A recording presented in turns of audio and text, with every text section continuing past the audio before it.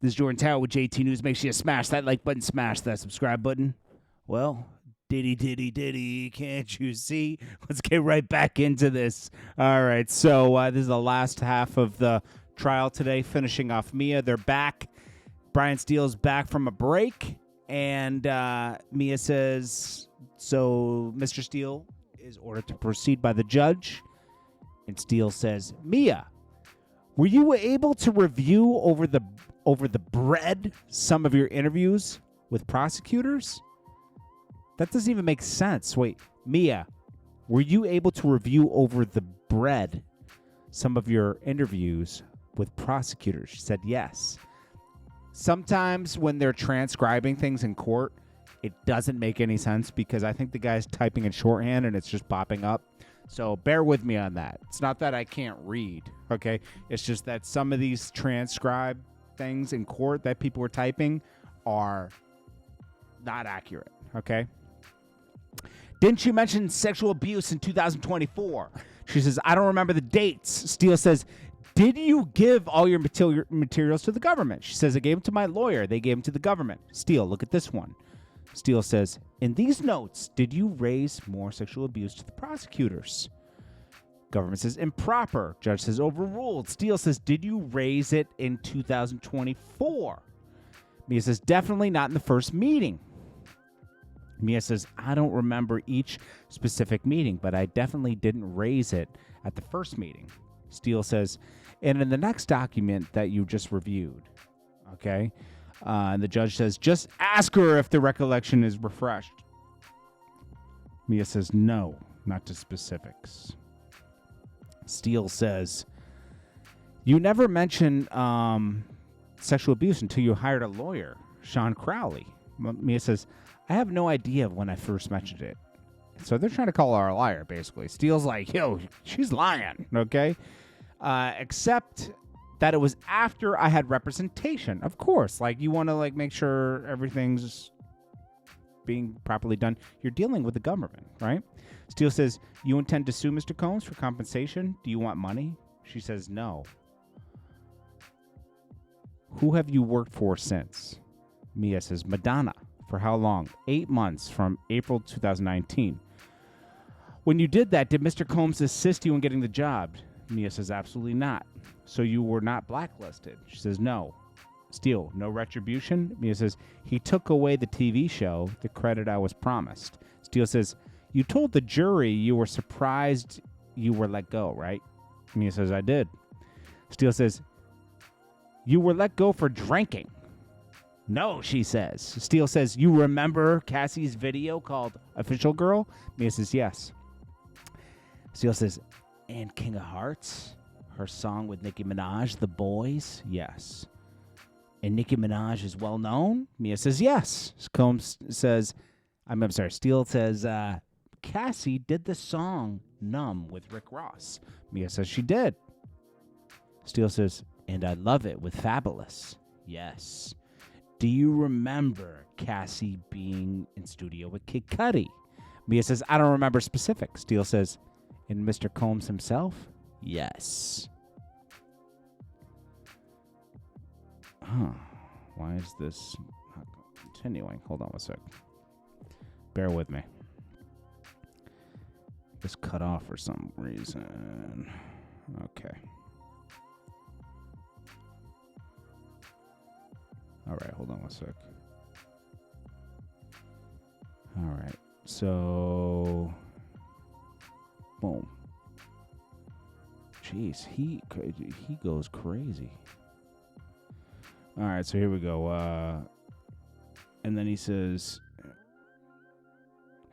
so then it picks up the TV show you mentioned. What was it about? She said, my experience.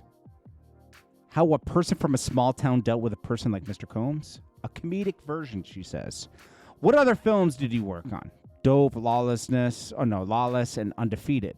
You enjoyed those projects? She said yes. And you called the people a second family.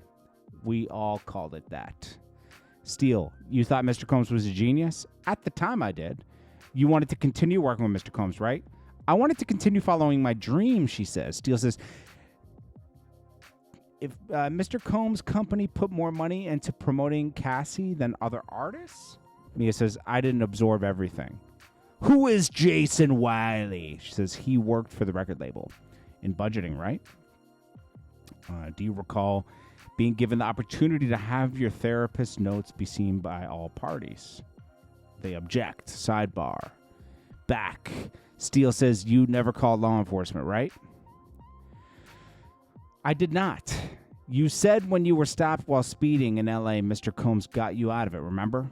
Mia says, I do. Steele says, did you ever think of calling anonymously? No. Steele says, when you say Mr. Combs hurt your arm, did you seek medical help? No, I would have never been allowed. Steele says, did you take photos? Mia says, no. Did you scream? No, I was in shock. Before the 5 days, you say you were awake. Did you ever stay awake for that long? Absolutely not. Steele, you testified you would give up all the money if there had not been a sexual abuse. Any discussion that you will make money by testifying? No. Mia, that's not even a thing. Steele says, Your Honor, can I set up those other matters? Judge says, yes, we'll break for that. They come back. Steele says, nothing further. He's done. Oh, okay. Huh. Judge, a member of the jury do not consider any testimony about this witness communication with her therapist. A member of the jury do not consider of the testimony about this witness communication with her therapist, Ms. Schmeiser. Then Government Schmeiser says, Mia was posting to social media, part of your job. Yes, Mia says. Government says, as part of that, so the government's cross-examining her now.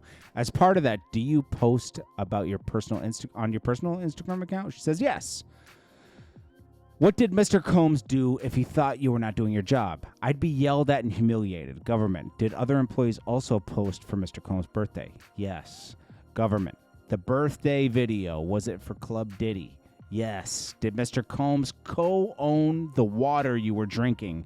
And did you say Revolt, the project you worked on at the end? Yes. You posted about good and not bad times. Mia says yes. Government says, did you want to make the person who abused you happy? When he was happy, I was safe, she says. You were worried about your physical safety. Yes, I'd been abused by Puff before. I knew his wrath. Government says, did you engage in a pro bono lawyer? Mia says, yes. Why did you meet with the government so much? Mia says, so much so my story could be understood. Government, why were you terrified? Mia says, of Puff and the repercussions. Government, did the government tell you what to say? No, only my truth. Government says, how do you feel about public speaking? Terrified. Government, can you explain that, given that you've been in comedy? Mia says, I've had Puff's permission for that.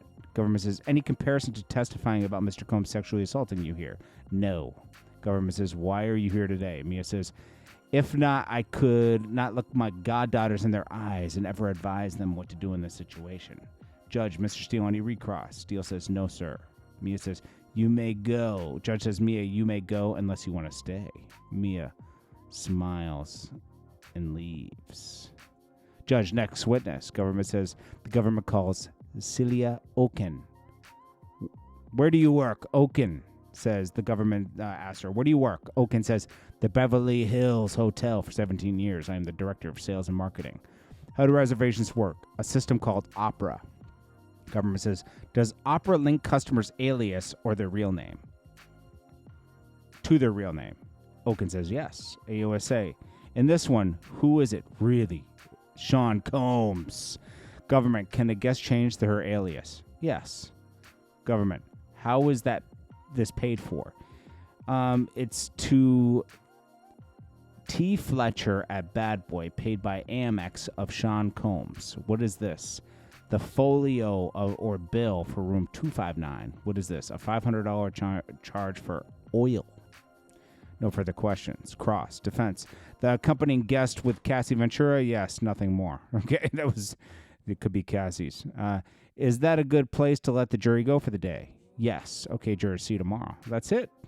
It was quick. See? Who's next? Eddie Garcia for an hour and a half tomorrow. The government says video expert.